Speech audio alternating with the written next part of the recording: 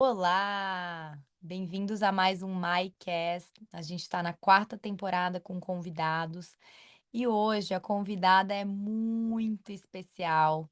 Ela é a professora de yoga mais antiga do Brasil, com muita experiência. Esse papo vai ser muito rico, muito enriquecedor e é nada mais, nada menos do que Regina Shakti. Bem-vinda! Namastê! Que orgulho, obrigada. É o teu primeiro podcast, né? É uma honra ser Meu comigo. primeiro. Amei. Bom, a Regina ela abre todo ano o Festival Yoga Lifestyle, que é como uma forma de honrar as tradições, né? Honrando uma professora mais antiga, honrando quem abriu os caminhos para a gente estar no yoga hoje da forma que a gente está. Mas hoje eu quero saber um pouquinho de como o yoga apareceu na tua vida, Rê. O yoga apareceu na minha vida, na família, né? Uma tia minha morou na Índia e ela conheceu lá Krishnamurti, o Iyengar, Mister Iyengar e tal, e ela voltou e foi eu que ela resolveu assim ensinar, e assim que ela me mostrou as posições de yoga, ela falou: "Isso aqui vai se espalhar pelo mundo inteiro. Isso é uma das coisas que pode ajudar a salvar esse mundo". Ela me falou tão lindamente do yoga, eu tinha 11 anos. E eu achei aquelas posições, assim que ela virou as costas, eu me tranquei no quarto e comecei a fazer, sabe? Como uma coisa assim muito minha, muito linda. E já comecei, porque depois minha tia era espírita e psicóloga. E ela tinha uma turma na casa dela, que ela fazia a garagem dela lá do fundo, virou uma sala de yoga. E fiz uma aula com ela. No dia seguinte, ela teve compromisso e falou: "Olha, você vai lá, recebe as pessoas, fala para tirar o sapato, para entrar na sala, mostra onde é a toalete, oferece chá". Então, no segundo dia que eu fui praticar yoga, eu já estava na ativa, recebendo as pessoas com um sorriso, pedindo para tirar o sapato, ensinando o que fazia antes da aula, e nunca mais parei. Então, eu comecei com 11 e nunca mais parei. Não me lembro um dia que eu não pratiquei yoga, ou estudei yoga, ou aprendi, ou ensinei. E a minha mãe, antes disso, a minha mãe assim é cristã, muito cristã, então eu fui bem cristã na minha infância, então eu tenho uma coisa forte de fé em Jesus e tal, e, e me faltava muita coisa. Então eu me lembro que quando eu comecei a fazer yoga, que eu encontrei o Senhor Shiva, por nenhum momento eu parecia que eu estava traindo Jesus. Sim. A sensação que eu tinha muito forte é que Senhor Jesus me levou até Shiva. Uhum. Então era para mim era muito claro. E depois interessante, porque muitos anos depois eu fui para a Índia, eu fui na Caxemira, e lá na Caxemira tem um templo que diz aonde Senhor Shiva pessoalmente ensinou yoga para Jesus. E lá na Caxemira também tem o templo, o túmulo de Jesus, porque diz que ele morreu velho lá. Ele é muito famoso lá numa área da Caxemira, né? É. Então, eu, desde criança, estou envolvida com histórias, com a vida, com filosofias. Eu nunca parei, É nunca parei. engraçado tu falar isso, porque eu me identifico muito. Eu estudei em escola católica Ah, a vida inteira. ah, Mas a minha mãe ela sempre foi muito assim, aquela católica. A minha avó era muito católica, mas a minha mãe era aquela, eu acho que é o típico brasileiro. Vai ali, vai aqui, vai na benzedeira, tem é. a outra, né? Vai na mulher que lê búzios. Então, Aham, aham, eu fui muito exposta, porque eu sou filha única, e ela me aham. levava para tudo com ela. Sei. E daí ela começou a ir no centro espírita uma época, e olharam pra mim e eu falei: "Meu Deus, o que que eu tô fazendo de errado? Tô aqui quietinha". Eu lembro muito isso, até 6 anos. E daí falaram assim: "A tua filha é médium". Hum, É, e daí eu falei: "Não, eu não sou isso aí que ele tá me falando", mas olharam forte no meu olho, assim, sabe, dentro, ficaram me olhando e eu achei que eu estava fazendo alguma coisa errada. E daí, nisso eu fiquei falando: "Não, eu não quero ser isso aí", sabe. Eu achava que eu ia ter que ficar lá, vamos dizer, servindo, sabe, recebendo. sei. E enfim, eu bloqueei, falei que eu não queria ser aquilo e continuei na minha escola católica e tudo, mas sempre com essa abertura da minha mãe. E daí também comecei muito nova no yoga, com 14 anos, e Eu também não me sentia, por exemplo, cantando pra Shiva, traindo Jesus. Eu sou muito devota de Maria, eu sou devota da Medalha Milagrosa. E eu falo, meu altar tem Maria, tem Hanuman, tem Ganesha, e eu acho que tem que fazer sentido pra gente, né, não ficar achando que Isso, tá traindo alguma instituição, porque no final foram todas criadas por homens. E para sim, levar a gente a algo maior, para levar a gente para Deus, que pode estar sim, falando de diferentes formas, mas Deus é só um, né. E como vai sim. acessar esse divino, é que tem esses diferentes caminhos. Então, eu acho que por isso que a gente tem tanta sintonia, assim, porque eu me identifico muito com isso do poder da devoção. Isso, o poder da devoção, né. E agora para mim é muito claro a posição institucional de cada um. Por exemplo, o senhor Shiva, eh, eu assisto os seriados, né, já te falei, os seriados Já, produzidos em Bollywood, eu amo que são também. feitos por grandes doutores de filosofia indiano e tal, formados em Harvard, em Oxford. É gente finíssima que escreve esses seriados. E assistindo um que fala sobre a vida do planeta Saturno, eu entendi muito do Senhor Shiva. O Senhor Shiva é o deus desse planeta aqui, é o deus da matéria. Então Uhum, tem uma hora nessa história indiana que o Senhor Shiva estava tentando fazer um ser divino maravilhoso, mas um ser assim que nunca foi feito. E aí, quando Shani, Saturno, passou, ele falou: o que você acha? Você acha, porque os seres, os devas, queriam que fossem seres divinos, e os asuras queriam que fossem seres demoníacos. Então, o senhor Shiva perguntou para Saturno: o que você acha? Que os seres humanos devem ter natureza divina ou demoníaca? E aí Saturno pensou um pouco e falou: por que você não cria um ser que possa ter livre-arbítrio? E então a gente tem esse livre-arbítrio, né? E eu pude entender que se as pessoas querem ser, se elas têm uma tendência má, se elas querem ser más, elas podem ser. Difícil para a gente entender isso, porque a gente foi criada cristão, se der um tapa na cara, você dá o outro lado, né? E uhum. depois o indiano já não é nada disso, senhor Shiva, e essa história de você Ir pra não guerra. rebater uma agressão, né? É. Então, eu pude entender o senhor Shiva como definitivamente o patrono do yoga e que trouxe o yoga para nos ajudar a vencer as ilusões, nos ajudar a viver nessa ilusão, nesse mundo que é sofredor também, né? Hum, É, o yoga é uma coisa divina aqui nessa loucura. Eu pude hum, entender isso e fui chegando na coisa de Bhakti, e a história com Krishna, que é outro sistema planetário. É outro sistema planetário. Então, Krishna não interfere aqui. Aqui é a jurisdição do senhor Shiva. E eu não entendia muito bem isso, então ficava tudo solto. Hoje eu entendo o que é do plano material, o que é de outra dimensão, e a minha grande devoção atual é com Chaitanya Mahaprabhu, que é o senhor Mahaprabhu que veio há 500 anos atrás. E olha como faz sentido. Quando eu rezava o Pai Nosso, que rezava todo dia, Pai Nosso que está no céu, santificado seja o vosso nome. Eu falava: mãe, que nome é esse? Como é que eu vou santificar o nome de Deus? Como é que é? Porque Jesus, então, não é Deus, né? Porque ele está falando: santificado seja o vosso nome. A minha mãe falava: mas ela não gostava muito dessas perguntas, porque ela também não alcançava muito, né? Então eu uhum, falava: como é que é o nome? Ela não sabia. E eu tinha sempre essa necessidade, eu queria saber quem que é que Jesus está falando, de quem que é. Então essa resposta eu tive há uns 40 anos atrás, quando eu encontrei o meu guru na Índia, que me apresentou Mahaprabhu, que então Mahaprabhu ele veio há 500 anos atrás e trouxe o nome de Krishna. E Krishna se manifesta no nome dele, que me fez muito sentido: santificado seja o vosso nome. Aí tudo começou a fazer muito sentido e eu nunca me sentia plena, completa, satisfeita com as explicações e sempre fui uma buscadora profunda. Eu preciso sentir no meu coração. Eu não preciso muito entender, mas eu preciso sentir, sabe? Eu não sou uma pessoa com sede intelectual, mas algumas coisas sim.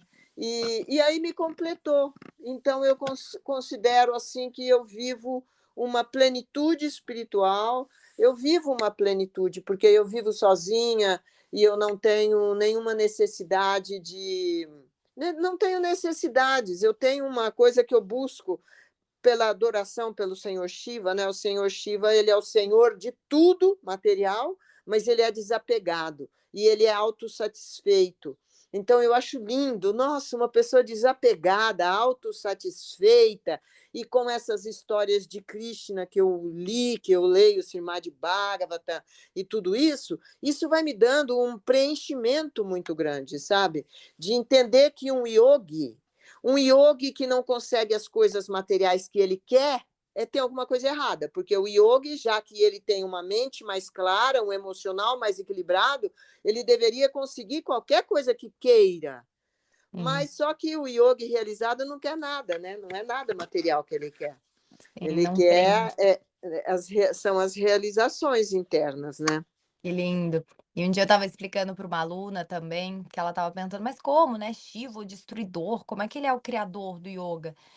E eu expliquei da forma que o yoga ele vem para destruir muito, destrói o corpo doente trocando por um saudável, para a gente ter tempo para todos os nossos dados, todos os karmas passados, todos os débitos kármicos que a gente veio de outra vida, a gente tem que ter saúde para vencer e para pagar esses karmas.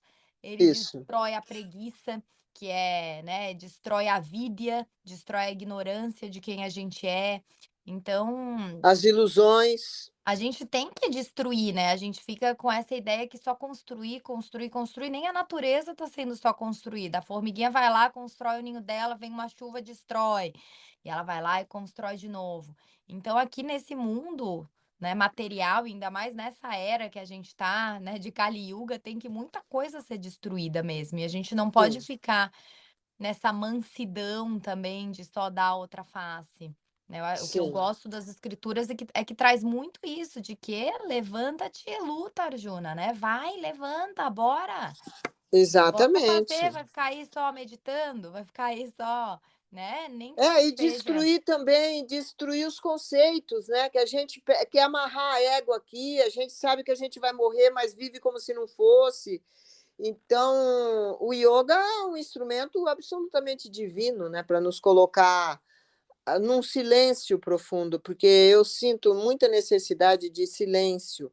Eu li no Bhagavad Gita que, numa certa hora do yoga, você deveria assim, se isolar e fazer um silêncio muito profundo, porque tem coisas que você tem que achar lá dentro de você mesmo.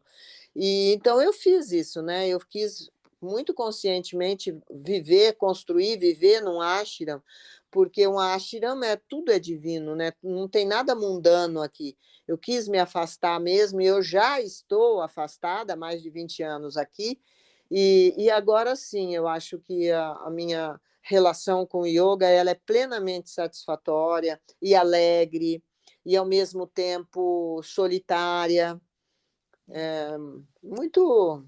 mas que bom que a gente tem a internet para ter tuas mensagens, porque eu te vejo como uma grande comunicadora. Eu acho que o teu dharma aqui, a tua missão é falar da forma que só tu pode falar, com a tua alegria, coisas que pessoas não iam ouvir, talvez de alguém muito sério, muito recluso. Por mais que tu tenha essa necessidade de reclusão, que eu vejo que eu também tenho, principalmente talvez até por falar demais, depois eu preciso assim, silêncio É, total, não quero falar com é, ninguém, desligo o celular, quero só ficar meditando. é, Mas a gente tem isso, então é a tua missão ensinar o ioga da forma que só dá para chegar, da tua forma, com a tua alegria, que a gente não precisa se transformar num personagem, né, que a gente pode ser isso. quem a gente é, com a nossa natureza, e a tua natureza Isso é é alegre. maravilhoso, Mai.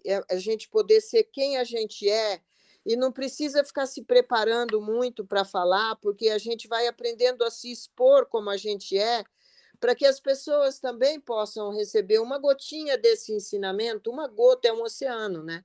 Se uma pessoa aprende uma respiração que acalma a mente, ela aprendeu uma grande coisa na vida. Se você aprende como tirar aquela dor chata da lombar com algum asana, é uma grande coisa. Então, qualquer coisinha é muito bom. Eu me sinto muito mais virtual do que presencial atualmente. mas muito mais. Eu comparo o mundo virtual com o mundo sutil, É, sabe, sutil. o etérico. Então, eu estou muito satisfeita com isso, de poder ficar recolhida e, ao mesmo tempo, eu estou me comunicando. Eu, por mim, teria muito mais parafernália virtual e muito mais coisa, muito mais condições do que eu tenho para poder atuar muito mais no mundo, né? Uma coisa que me fez mudar bastante, acrescentar muito no meu yoga, foi as minhas viagens para a Rússia e para a Ucrânia, porque eu conheço lá um sannyasi, um monge maravilhoso, que mostra o yoga de uma forma muito alegre. E sempre antes de dar a aula, ele pede para a gente conversar, né, com as pessoas, explicar o que é yoga. Aí eu explico que nos Vedas está escrito que você é a alma, mas está num corpo, a gente está encarnada, então a gente se confunde, porque a gente, quando a condição para nascer nesse planeta, a gente esquece quem a gente é. Então, quando você nasce aqui, você esquece quem você é e você olha no espelho e você é carne. Então, você esquece que você é luz. E essa explicação que eu comecei a dar lá, que era praticamente uma exigência, eu hoje acho fundamental. É fundamental a gente se achar lá dentro e não se confundir. Porque senão, se a gente pensar que a gente se você pensar que você é a Mai que você vê no espelho, eu sou a Regina Shakti, qual o futuro que a gente tem?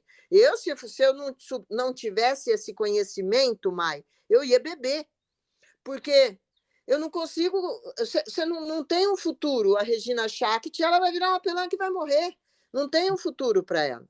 Então, eu tenho que tornar o meu corpo sagrado enquanto eu estiver nesse corpo, mas já ir desapegando total. É um trabalho difícil, né? É um É. trabalho árduo que nós temos que ajudar uns aos outros. E isso que tu falou da bebida, as pessoas, principalmente as muito sensíveis, eu vejo pessoas muito empatas, que para estar nesse mundo elas precisam se anestesiar, porque senão esse mundo é muito duro para elas. Então elas Não precisam a aguenta. bebida, a droga, e eu vejo É. isso agora também no universo da espiritualidade.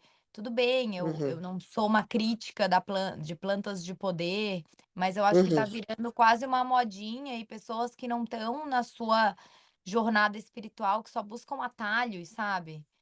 Sim, Seja com uma consagração de algo, seja com. muito interessante você Eu acho, falar isso. É interessante porque é lógico que é interessante a medicina da floresta e a gente tem claro, muito para aprender, porque se você tem algum problema sério de saúde, você está na floresta, o conhecimento dos índios é fenomenal. Para mim, que moro aqui na floresta, eu acho bárbaro, e acho bárbaro essas plantas, mas de repente eu vejo que isso vira uma coisa muito grande, né? As pessoas começam a se vestir de índio e a assumir isso, sendo que a cultura indiana ela é incomparável de riqueza. Então, não, sem qualquer crítica também com plantas sagradas, com coisas assim, mas tem que tomar cuidado, porque uma coisa é o poder curativo da cannabis. Outra coisa é você virar um maconheiro, que tem que ser de isso. manhã, de tarde, de noite, Que né? precisa daquilo, né? E que usa aquilo uma bengala, porque isso me deixa criativo. Porque É, isso, não sei o quê. Porque eu preciso do meu vinho. Então, assim, o que eu falo é que pessoas muito sensíveis, se elas não têm a espiritualidade, elas vão ou para o antidepressivo, elas vão para alguma droga, para elas conseguirem viver nessa materialidade mais densa. é Então, e que isso elas aí. acessariam indo para o sutil, mudando a alimentação, só que daí é algo que depende delas. Né? E eu acho que esse é muito o poder de Shiva que a gente começou falando, é o poder da destruição, destruir os velhos samskaras, destruir o que não tá bom, destruir os caminhos mais fáceis, né? O Sim. yoga, ele não nos oferece um caminho fácil.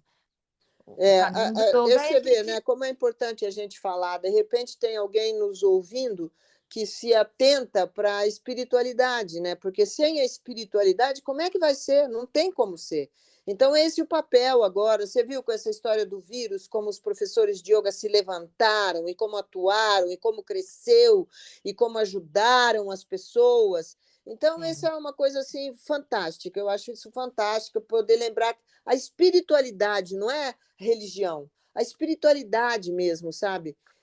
sentir que você tem um espírito, e o yoga nos ajuda a silenciar a mente e o corpo de uma forma que, com a prática, eu sinto assim que, com poucos segundos, eu silencio o meu corpo, imobilizo e alinho. E consigo manter uns 10 palmos de distância da minha mente também em segundos. Então, eu posso enxergar que eu não sou o meu corpo, eu não sou a minha mente, e que eu existo sem a minha mente e sem o meu corpo. Essa é a minha prática atual. Eu estou fortalecendo aquele que eu sou, não é nem o corpo e nem a mente. Assim eu estou, não é que não tem mais nada a ver comigo. Tem a ver comigo, eu estou assim, né? Assim que eu estou, eu tenho que me virar com isso. Mas eu consigo sentir quem que eu sou. E essa vivência, eu acho que só vem com o tempo mesmo, sabe? Ah, Só é. vem com o tempo. A maturidade, né, da É, compreensão, assim, da prática.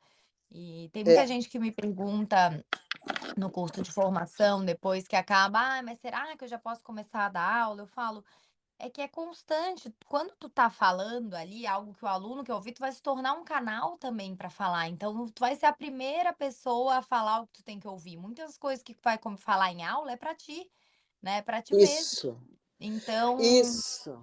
é Isso que você falou é maravilhoso, porque eu sinto isso, é engraçado, né? Porque a gente está conversando aqui e se identificando, e tem pessoas que fazem aula comigo e com você e se identificam com as duas.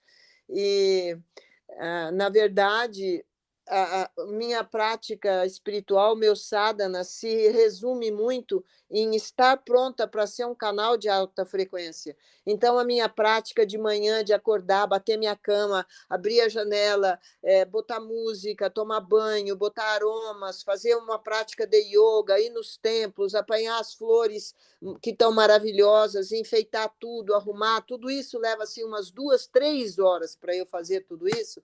E aí eu sento na frente, eu sento para fazer a live, eu não faço a menor ideia do que eu vou falar, mas eu sei que eu estou um ótimo canal. Eu estou inteira, maravilhoso. né? É isso, é porque eu fui falar para uma aluna bem virginiana, assim, até vou mudar algumas coisas no curso de formação agora, mais estruturada, que tem gente que precisa disso, mas eu falei para ela: "Ah, eu tô te ensinando todas as ferramentas e como constrói uma aula para tu montar a tua". E vão ter alunos muito diferentes, então eu não acredito muito numa prática igual para todo mundo. Sim. Eu nunca planejei uma aula. Eu chego, olho a turma, respiro, fico uns 3 minutos em silêncio e recebo o que que eu tenho que dar naquele dia. E é aquilo que aquela pessoa falou, que você era médium.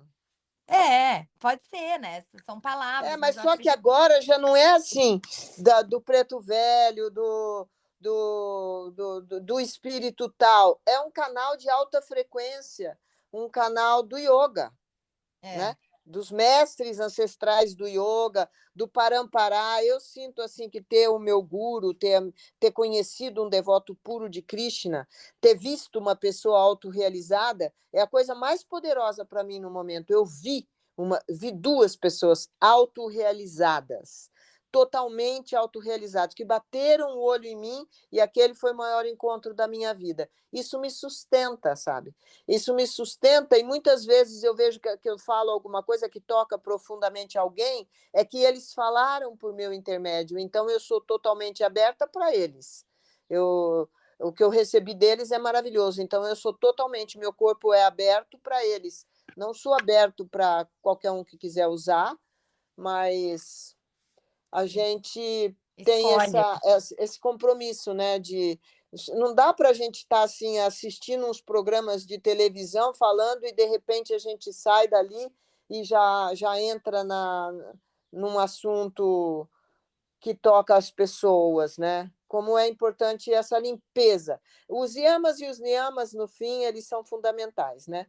Para alimentar a limpeza, alimentar a pureza, alimentar a satisfação interna, o santosh, se sentir manso internamente, nem pensar em mentir. Essa coisa toda, ela é muito fundamental. Eu vejo que isso tinha que ter nas escolas, isso realmente é ajudar as pessoas. Isso realmente é caridade. Você podia ficar na sua, eu já sei, eu posso dominar a mente dos outros, porque se eu domino a minha, eu domino a dos outros. Podia tirar uma vantagem incrível dessa prática, mas a gente tem que lembrar que a felicidade vem da bondade, e não tem uma bondade maior do que olhar com amor para a pessoa, para o próximo, né? E se a gente Sim, realmente tem amor, a gente vai querer ensinar isso que é. Isso pode nos ajudar muito a nos manter aqui, entender quem a gente é, que lindo. entender essas regras, entender as leis desse planeta, entender que existem outros sistemas planetários. A coisa é muito maior do que a gente imagina, né? É. Ô Rê, mas me conta como que tu chegou nesses mestres da Índia, assim, tu foi lá para conhecê-los, já tinha ouvido falar, ou chegou na Índia e Eu conheceu, como fui, foi esse encontro?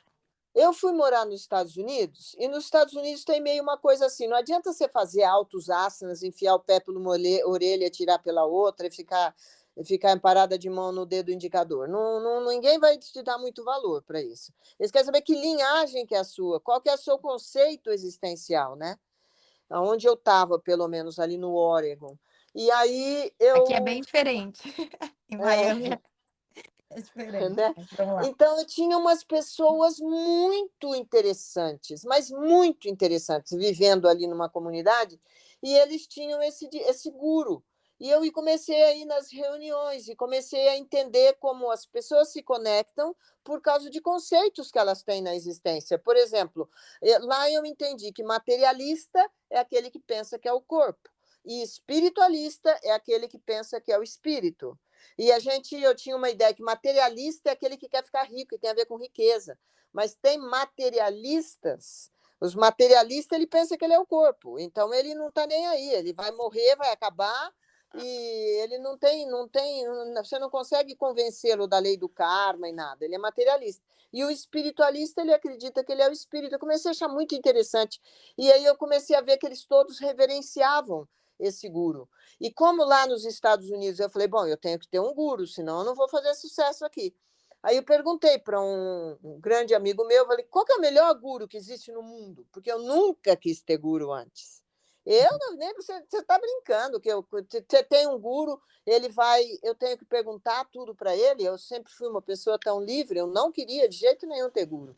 Então ele falou: olha, o guru que tem, ele mora numa cidade que não tem nem no mapa na Índia. Ele não sai de lá e falou, foi me dando uma vontade de conhecer, foi me dando uma vontade de conhecer. E aí eu fui. Eu cheguei lá e realmente eu estava imaginando assim um diploma, sabe? Alguém para falar, eu tenho um guru agora. Mas Sei. aquilo mexeu de um jeito comigo. Quando ele veio vindo para o meu lado, é como se eu nunca tivesse visto o sol. Era uma coisa muito grande. Era uma coisa muito como uma montanha, sol, tudo tivesse vida, começasse a vir na minha direção. E aquilo mudou totalmente tudo, né? Então, e faz parte, né, dessa cultura indiana, o parampará, você ter conhecimento de uma pessoa mais velha, ter reverência, você servir a pessoa com a qual você quer aprender, então você começa a ficar perto, porque a Uhum. associação é que vai fazer a gente aprender, né? Diz que tem uma história assim: você quer saber como é que é um bêbado? Então você estuda sobre o bêbado, faz entrevista com as pessoas para perguntar como é um bêbado, faz doutorado sobre como se comporta um bêbado, ou você vai até a esquina e fica 15 minutos com o bêbado. Então, se associar com as pessoas que estão verdadeiramente vivendo o yoga é uma coisa que faz a gente mais evoluir. E se aproximar das pessoas. Eu gosto de sair daqui, às vezes, e visitar um irmão espiritual meu, aonde que ele está, se está na Tailândia, se está na Índia, se está na Rússia. Eu gosto de saber onde é que eles estão e fico ali servindo eles, fazendo comida, limpando a casa, fico perto. Eu faço muito isso Que para lindo. aprender. Mas daí como foi com esse teu guru? Tu ficou lá na Índia, ficou quanto tempo, como Fiquei foi? 3 meses e fui 18 vezes. Cada vez eu ficava no mínimo um mês. Muito lindo.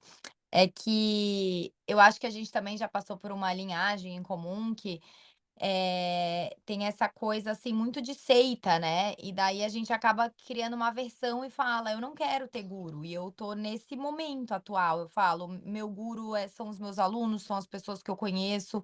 Eu já tive muita vontade, eu já tive quase culpa, assim, é isso aí que tu viveu, mas não pelo ego, não pelos outros, mas: "Meu Deus, qual é a minha linhagem? Ai, eu não tenho um mestre".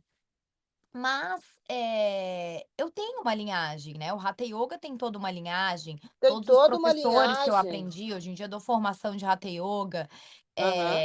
continuo estudando, eu só não tenho essa questão desse guru, de ter uma fotinho, de acender uma vela, de fazer devoção para o guru, isso eu não tenho, e por enquanto é uma coisa que tá bem resolvida, mas que já foi bem, assim, já teve os 2 lados. "Nossa, não quero um guru, não quero nunca mais, vamos dizer, ter um mestre", e outro lado, um lado que queria ter e ficava se culpando e: "Nossa, será que eu realmente estou vivendo ioga sem ter isso?".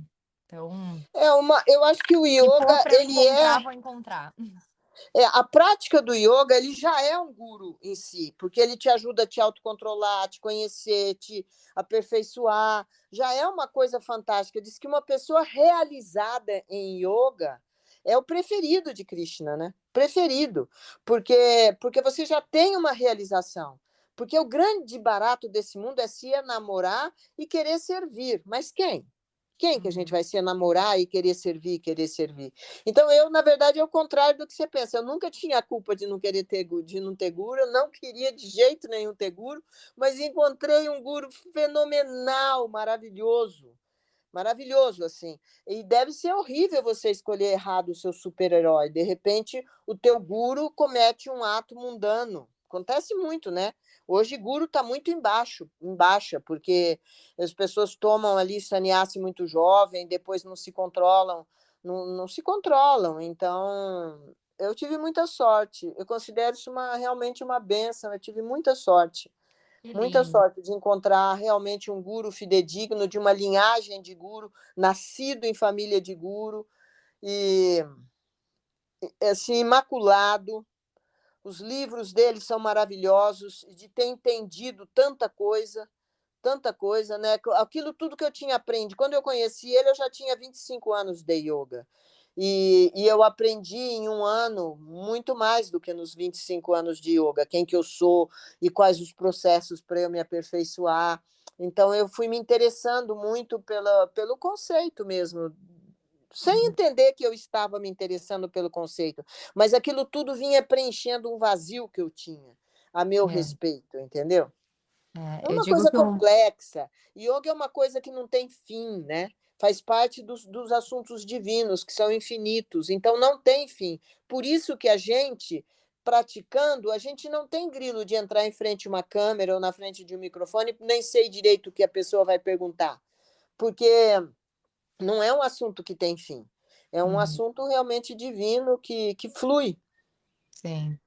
Bom, eu digo que a gente muita gente sente esse vazio, né, e esse vazio nada do material, cessa. Então quando a gente se torna realmente muito grato pela vida, grato por ter um corpo, grato pelas pequenas coisas, que é o que a espiritualidade nos ensina, a espiritualidade na prática é a gratidão, é Uhum, essa se conectar com a frequência elevada. Ao contrário, chegam os problemas que deixariam os outros loucos, de cabeça em pé, e a gente uhum, passa por aquilo bem, né. Ao sim, contrário daquelas pessoas que têm tudo no material, mas elas não se sentem felizes, é porque não têm uhum, a conexão espiritual. E às vezes elas têm até religião, mas elas não sentem o divino nelas. Elas não uhum. sentem. Enquanto não sentir, É. não vai preencher mesmo e não vai se sentir preenchido. É isso, Mai, é isso. Quem tem realização, de alguma forma as pessoas sentem aquela nutrição de quem tem alguma realização. E o que que traz a realização? A prática, a associação. Eu vejo que você tem um faro muito bom para saber quem é quem não é. É. Né? Porque e você não tem preconceito, eu vejo isso em você, você não tem preconceito, porque tem umas meninas no yoga que são realmente corpício e ropícia, mas elas são ótimas, Uhum. praticam realmente os asanas todo dia, fazem. Então, sabe, tem o valor delas, né? Tem Não é o vários yoga que eu tô. caminhos. Hã? Eu gravei com uma pessoa aqui que até falou, que foi a Adriana Camargo, que deu uma aula, e ela falou que o corpo, e para ela esporte, é uma forma de se conectar com ela, com o espiritual inclusive. Então, lógico, assim, cada um tem muitos caminhos. Tem gente que vai ter um êxtase através de completar uma prova de corrida, né. exatamente. Então, o importante é sentir esse bliss e a gente realmente não julgar. Eu sou uma pessoa que eu convivo com inclusive meu círculo de amigas aqui em Miami, eu tenho as turmas mais variadas, de tudo, socialmente, economicamente, e eu não faço diferença, porque para mim são seres humanos. Eu falo que eu só separo os seres humanos em bons ou ruins. Isso eu realmente corto bem a pessoa quando eu vejo que ela tem má intenção, quando eu Uhum, sinto que, sabe, fez algo ruim, não que errou ali, fez um errinho bobo uhum, como todos nós fizemos aqui no mundo material, a gente, né, sempre vai errar, mas assim, quando eu vejo que a intenção, que a índole de alguém é ruim, a índole de alguém é interesseira, aí isso eu realmente faço a separação como o yoga nos ensina, né, separar os devas dos asuras. é, Então, isso eu separo, mas de resto, somos todos humanos, todos tendo essa experiência aqui, e eu acho que isso é muito enriquecedor, né, pessoas numa bolha, eh de achar que o mundo é só de acordo do que aquelas pessoas que elas convivem. Mas é muito é, importante esse poder da associação. Falam que a gente é a média das 5 pessoas que a gente mais convive. Então, se você convive com pessoas que só querem assuntos mundanos, que só falam de bolsa, de sapato, de novela, né, você vai baixar a sua frequência, você é, vai diminuir intelectualmente, emocionalmente, pessoas ciumentas ou pessoas raivosas, pessoas que estão sempre com problemas nos relacionamentos. sim, Escolha muito bem realmente com quem se associar, mas se associe pelo coração, né, não pelo que aquela pessoa pode te dar de benefícios ou o que que aquela sim, pessoa vai te dar de status, qualquer coisa do tipo. sim. Ah, porque não tem uma coisa mais preciosa nesse mundo do que o amor. Então, as pessoas que nos despertam essa coisa boa, nossa, isso é maravilhoso, né? E É, também é maravilhoso a gente despertar isso nas pessoas. Então, se a gente quer despertar amor nas pessoas, é uma coisa muito rica. A gente precisa estar bem, boa, a gente precisa realmente estar com amor no coração. Ninguém vai se interessar muito pela nossa aparência. Algumas pessoas se interessam, mas o que interessa mesmo é a sua consistência, né? é. Aparência muda, né, aparência a gente cria, recria, hoje em dia tem plástica, tem tudo. Ah, Agora hoje em dia plástica você já pode fazer a aparência mais ou menos que você quiser, e isso vai desenvolver muito nos próximos anos, né. Parece que é uma coisa de Kali Yuga, dessa era degradada, dessa era de loucura também, você vai poder mexer muito com a sua aparência e até trocar de forma. Tanto é que você já viu em é, gibi, você vê nessas séries produzidas em Bollywood, a pessoa quer tirar um segredo de fulano de tal, ele toma a forma da mãe do cara, vai lá conversar com ele, entendeu? sim. Vamos. Tem uma história muito e me lembrou muito hoje, já que a gente começou falando de Shiva, até Shiva ele já, vamos dizer, pisou na bola, né, tem uma história que conta que estava lá os Asuras e os Devas numa guerra lutando por Amrita. E Shiva estava meditando, né, e meditação naquela época não era meditação guiada, né, aqui 5 minutos. É, Shiva não tinha na meditava plataforma. É, por muitos anos, se retirava, estava lá meditando. E daí, para acabar com a guerra dos Devas e dos Asuras, chamaram, né, o conservador do universo, Vishnu, e Vishnu assumiu a forma de, como é que é? Mohini, que é é Krishna Mohini, é. isso, que é a mulher mais linda do planeta. Ele Então, era para tirar ele da meditação, foi essa mulher, e exatamente. tirou não, para tirar, tentou, mas tentou tirar e apareceu para os Asuras.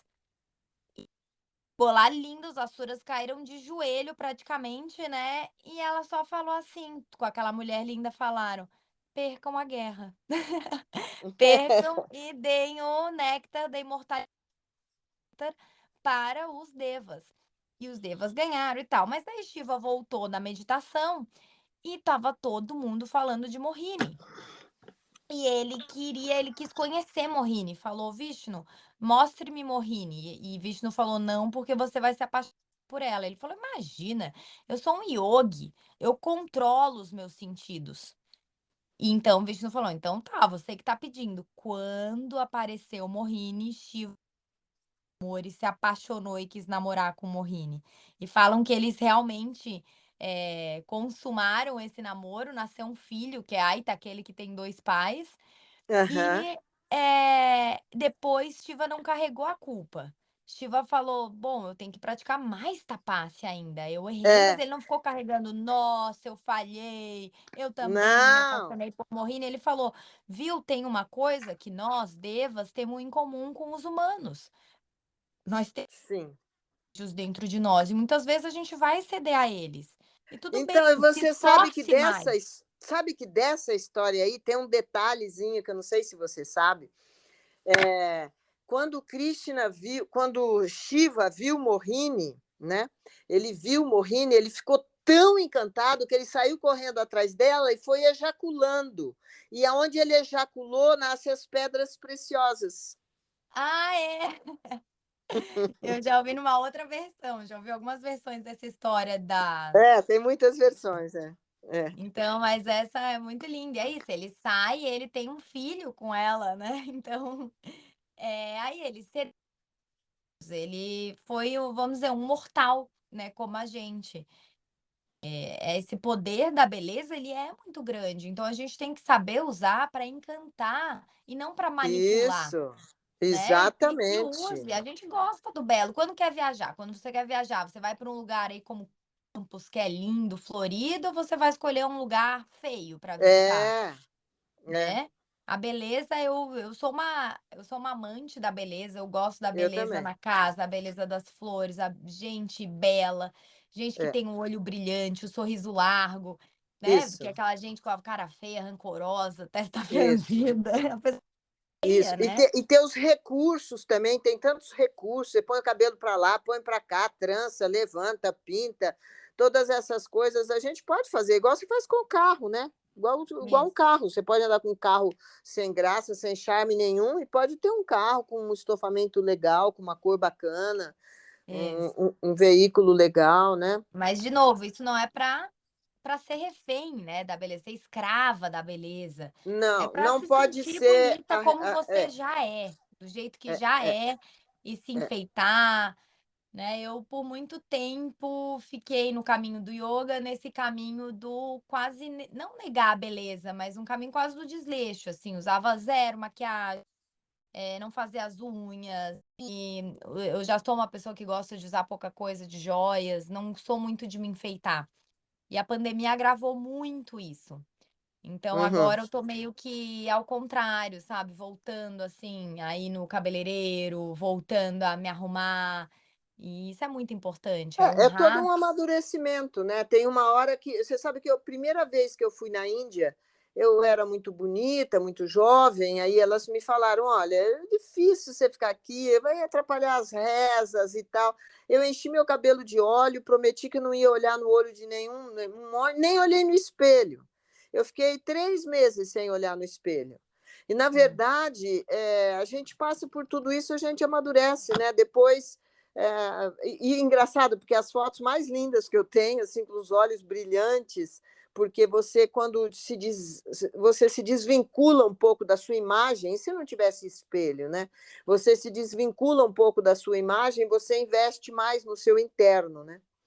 é, Mas depois tem uma hora, eu sinto assim agora um equilíbrio, e vai vindo um equilíbrio que não existia antes. Eu já não me importa muito a opinião das pessoas, me importa muito se aquilo lá tá a frequência levanta ou abaixa, aquilo me sim. mantém ou não me mantém.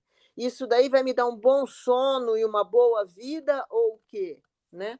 A gente vai alcançando. O yoga é um instrumento sensacional para equilibrar, porque eu vejo que a melhor coisa que a gente pode fazer para as pessoas é ajudar que elas comecem a praticar asanas.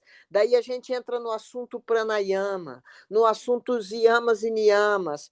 Puxa, como a gente pode ajudar e como a gente deve ajudar essa coisa de fazer festival, de reunir pessoas para cantar. Isso realmente faz a diferença no planeta. Isso É, realmente vibra alto. É importantíssimo quantas pessoas que se motivam, que começam, né? Agora eu estou com a plataforma também, eu vejo quantas pessoas que estão modificando a vida delas. Porque eu falo que para ser meu aluno mesmo, quem vai fazer aula comigo, tem que estar pronto às 7 horas da manhã, com a cama arrumada, banho tomado, tapetinho esticado, aroma no ambiente, sabe? Como é que a gente vai fazer um yoga super legal, se acorda e vai comer? Tem que ter o ritual do acordar, do comer, do dormir. Às vezes, uma coisa dessa muda tanto a vida da pessoa que vale a uau, pena. Eu sinto assim, eu não tenho filhos, eu não tenho apego nenhum nesse mundo, não tem nada que eu me apegue. Você fala, mas você vai, eu não vou deixar nada, assim, não tenho nenhum apego. Mas vale a pena viver por isso. claro. Vai deixar um legado lindo para todos É, esses alunos, né, quantas vidas, o que a gente leva dessa vida é a vida que a gente leva, né. é. Então, que lindo, tu é muito inspiradora. Eu sempre falo que um dia talvez ainda você morar na montanha ou morar na praia, que eu tenho muita conexão aqui com praia, olhar o mar me anima. Uhum. Então, Eu quero muito que você venha aqui, Mai, muito. eu sou louca para ir, A sempre, eu gente está quero ir ficando com as muito. crianças. Com as crianças, mas vem com as crianças, a gente está ficando muito estruturado para ter um festival aqui, porque já tem o primo na frente, estava montando uma clínica ayurvédica, separou da esposa, então tem um monte de construção lá. Aqui do lado também tem uma pousada, e na cidade tem um hotel vegano, 5 estrelas, com 300 e tantos quartos, Olha, que é não, meia Campos é hora uma daqui. delícia, o ar daí, tudo é lindo. Vamos fazer, pelo Tudo. menos um retiro, meu intensivo de yoga, alguma coisa a gente vai fazer por aí. Primeiro vem você, né? Vem Sim. você com as crianças, traz alguém para cuidar das crianças, vem sentir, e depois a gente faz alguma coisa. Tá bom. Eu amei, amei esse papo. Já estamos chegando no final. Ficaria horas conversando. Logo mais a gente grava outro, porque eu adoro Tá suas bom. histórias. Eu adoro te ouvir, mas esse podcast é para pessoa ouvir ali, ouvir no carro, ouvir durante uma caminhada, Sim. ouvir dobrando uma roupa, É isso, é isso, é isso. né? Isso. O que Arrumando a gente puder gavetas. fazer, o que a gente puder fazer para motivar as pessoas, para interessar as pessoas, para que as pessoas tenham uma visão mais ampla do yoga, né? Esse papo amplia um pouco a visão do yoga, né? Sim, e é isso, como tu falou agora, eu acredito completamente nisso, as nossas grandes mudanças na vida estão nas pequenas coisas. Então eu É, gostaria que encerrando esse podcast, as pessoas pensassem qual uma mudança simples de hábito que elas podem fazer que vai engrandecer muito a vida delas, seja estar 7 da manhã de pé com a cama arrumada, o ambiente arrumado, cheiroso, isso vai mudar a vibração, vai mudar tudo. sim, Ou seja, dormir mais cedo, não ficar olhando o celular antes de dormir para sim, acordar com ânimo, né, porque é, senão como é que vai acordar com ânimo 7 da manhã se foi dormir meia-noite, se foi dormir é, 1 da manhã, olhando as coisas mundanas, né, que eu falo que só vem o desejo, seja: "Ah, eu queria estar lá. Ah, eu queria é, viajar. Ah, eu queria essa roupa, queria essa bolsa, é, queria esse carro". é. Não é nada engrandecedor o que o ficar olhando o celular antes de dormir te traz. Então Engrandecedor é a gente acordar e não ter nada pegando, a cabeça está disponível, né? Você vê, agora a gente vai encerrar esse papo aqui, eu vou tomar um banho, aromatizar meu quarto, praticar uma meditação e dormir. que lindo. Aqui são 5h20. É. Então, mas, que bom que a gente conseguiu gravar e que Sim. inspirador, né, quem não segue a Regina Shakti, vai lá seguir no Instagram, tem as aulas na plataforma dela também. Ela vai colocar a jornada dos chakras, né, Rê? Vou colocar, quero colocar várias coisas suas na minha plataforma. Minha plataforma não é a minha plataforma que mostra o meu estilo, a minha vida, como é que eu faço. Tem também, tem live comigo toda segunda-feira, tem várias coisas, mas os professores que eu considero assim que são inteiros, que estão de fé, que estão fazendo de verdade um trabalho muito bacana, eu estou mostrando lá de diferentes linhas para que as pessoas possam se comungar com alguém, porque quando a gente encontra alguém que inspira a gente encontrou, né? É muito bom encontrar gente que inspira a gente, muito bom mesmo. Bom, que bom. Namastê, honro muito a tua Namastê. existência, teus ensinamentos. Logo mais estou aí no Ashra.